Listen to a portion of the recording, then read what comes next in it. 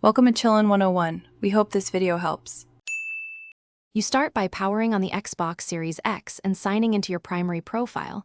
This gives you the party host controls.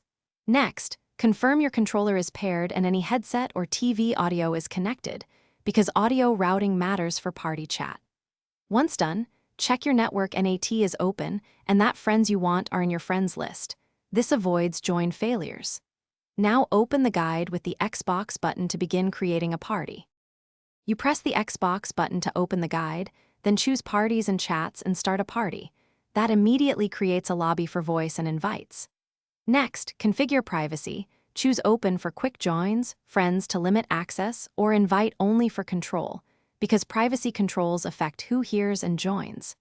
Make sure to set mic mute, chat mixer, and enable spatial audio if your setup supports it.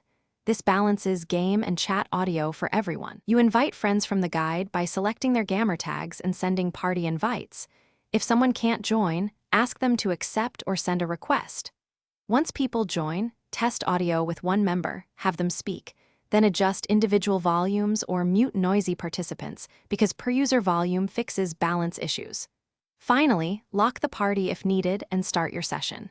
If audio or joining fails, restart the console or change NAT and re-invite.